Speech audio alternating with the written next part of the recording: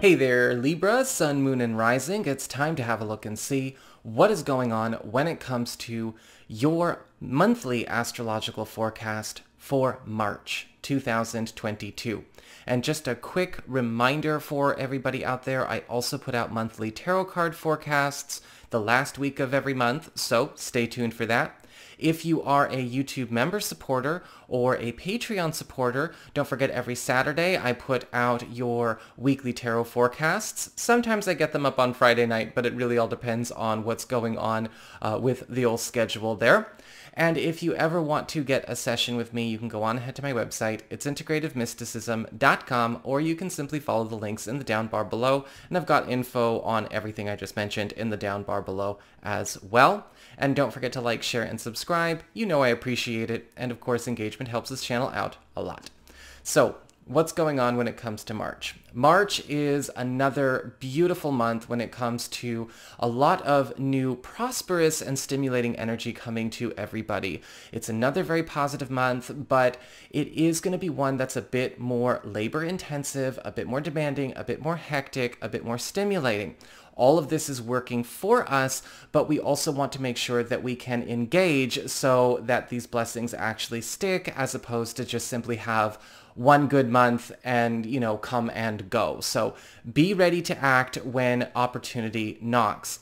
And this all starts on the 2nd of the month with a new moon in Pisces, which is your 6th house of work, your reputation, your schedule, the teams you're on, your lifestyle, and to a certain degree also your physical health. Now, a new moon here is going to focus more on the business side of things, and so we're going to talk about that.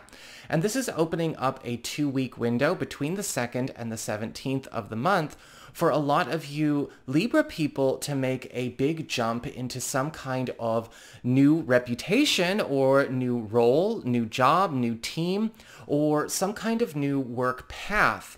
Possibly even debuting a new service that is actually going to make you feel more at home in your life's work. With a new moon here, this is something that could happen internally or externally, depending on what's going on in your field or in your employment situation. But what's happening here with the new moon is that we are bringing you to a space where you are getting more enmeshed with a much more complementary crowd of people. With a new moon here, this is going to also set you up with, I guess you could say, a new schedule normal, a higher pay normal, as well as also bringing you into a space where better business is going to become the new normal for you. A new moon in the 6th house is also a great time for a lot of you that have been maybe looking to try and change the way you are welcomed or received by the world, whether you are trying to maybe gussy up your resume a little bit, or you want to move to a different corner of your field, you want to jump into a different area of your career, or you are simply thinking of trying to rebrand yourself or reestablish yourself in your community so that you can, of course, prosper all the more. The new moon's going to be bringing a lot of opportunities to do just that between the 2nd and the 17th. We also have Venus and Mars walking hand in hand into Aquarius, which is occurring on the 6th. Now, these two are going to be in this area of your chart through the duration of the month. Now, Aquarius is your 5th house of love, romance, creativity, recreation, as well as parenthood and your relationships with your children. And so we've got a very, very strong connective focus going on here as well. Venus, the planet of favor, popularity, love, and affection, of course, is turning all of you Libra people into love magnets this month. In fact, this is going to be a time where a lot of you are getting a chance to explore a new kind of relationship style with a partner, something where we may be bringing in some kind of new love language, or maybe some new romantic activity, some new lifestyle activity that is really going to bring a lot more passion and a new sense of comfort and peace and, of course, intimacy into our romantic lives. And you're also going to find that if you are a single Libra or an available Libra, this is going to be a month where you are actually attracting a lot of new candidates that are bringing that experience to you. They may feel a little bit different than your norm because sometimes we want to, of course, explore the other types of our chart that we're compatible with. We actually have 3 different types baked into our chart. It's just that some people never discover more than one. And you may be finding that a new spice of life is in order for you. And this is also a really good time for those of you that are looking to become better connected with your children, because that focus on affection and favor is also creating a new dynamic for you to explore when it comes to the way you're communicating with your kids, becoming better friends with your kids, creating better understandings, more trust. It's just wonderful.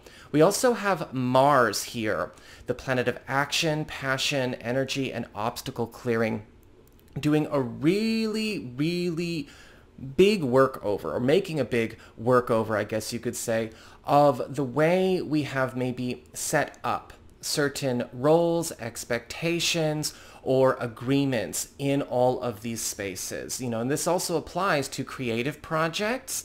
This also applies to maybe your own creative community, the people you share your creative works with, as well as anything that you might be trying to monetize, whether it's a craft of your own, or maybe a creative passion, or an independent business enterprise. With Mars here, we are knocking down walls all over the place, knocking down walls in romantic relationships, knocking down walls in parent-child relationships, and knocking down walls when it comes to your own creative expression, and knocking down walls when it comes to being able to connect to the right people to grow and foster more creative opportunities for you, which is, of course, fantastic. However, it's important to keep in mind with Mars here, this is all about people becoming much closer by strengthening bonds, by letting go of anything that may have been hanging overhead, or maybe an uncomplimentary element of these relationships that needs to go is going to be challenged by Mars. And so it could get a bit sensitive, it could get a bit tense, maybe even a bit disturbing every once in a while, especially when sensitive areas or unhealthy areas get called out as opposed to getting overlooked. But with Venus and Mars working together, this is all about permanent solutions. This is all about everyone making permanent transitions to something better. And so I feel a lot of you are going to still really enjoy it. And sometimes the problem solving can be very fun. It can be an adventure. We also have Mercury moving into Pisces, that 6th house of work, reputation, schedule, teams, as well as your physical health, on the 9th. And Mercury is going to be here from the 9th through the 28th of the month.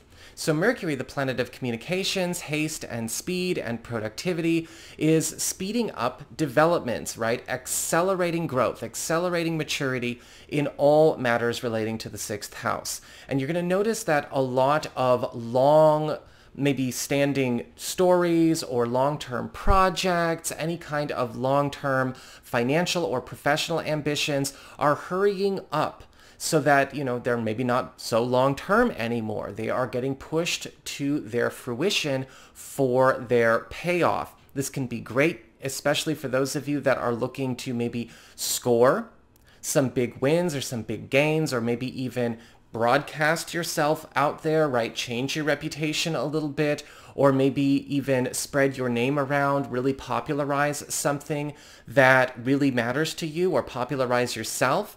And when it comes to your physical health, this is also going to be a time where if you have been doing something with maybe a new routine, a new regimen, or maybe something that you're trying to shift in how you relate to your own body, this is going to speed up the payoffs of a lot of hard work that you have been putting in, or maybe produce something that's going to create a fast payoff.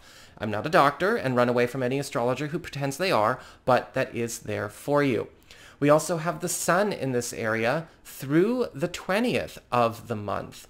And with the sun in the 6th house, there is even more of an attention booster, a spotlight put on you. Because the sun in the 6th house is all about increasing the value that you get for the work you are doing in this space. And you may find that maybe your style, the services that you offer, your work ethic is becoming a lot better valued by the people that you are serving, by the people that you are working for, whether it's in your community, whether it's in your office, by higher ups. The sun, of course, showing now that you're getting more value back. You're actually getting paid a lot more. This may be also a great time for those of you that have been looking to renegotiate things like your schedule or your benefits package or any kind of professional arrangements you've got going on in order for you to maybe optimize your lifestyle a little bit more, change your work-life balance. The sun is really helping you out here. And this is also a great time for those of you to attract in opportunities to work with stronger teams, stronger communities, pulling the people that you know very well closer to you, as well as also attract highly capable new people to help you grow and excel all as one. After the 20th, we've got the sun moving into Aries. And then after the 28th, Mercury will be in Aries as well. And these two will be in this part of your chart well into April. So Aries is your 7th house of partnerships, the closest one-on-one connections. That's the boyfriend, girlfriend, BFF, business partner, husband, wife, roommate, all the people you have your closest one-on-one commitments, engagements, and endeavors with. And with the sun here, there is this big focus on getting a chance to bring in more levity, bring in more recreation, more fun, as well as also change the dynamic in a close one-on-one connection so that it can actually be not only more productive, but something that's going to be a lot more comfortable and a lot more mutually enhancing for all involved, whether this is a romantic partnership or a business partnership or an alliance or a BFF situation. The sun is working really hard on making sure that we're not just allies, or we're not just romantic partners, or we're not just dating, or we're not just this or that, and working on creating a new kind of glue that is rooted in a strong friendship, right? Because the alliances and commitments that last the longest, right? You want long-term commitment.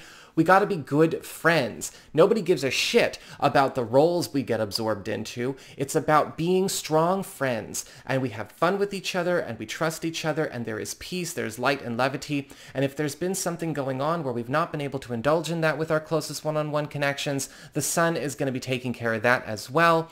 This is also going to be a time where you're attracting new long-term partner potentials, right? We still got Venus and Mars there as well, so those of you that are single and available are also not missing out. And with Mercury in this part of your chart through the end of the month, we're also seeing the speeding up of developments of joint goals, joint operations that we may have going on with romantic partners or business partners or, again, collaborations and alliances and things like that, where we're already coming together with the same end game in mind and speeding up our progress in that direction to bring that to fruition.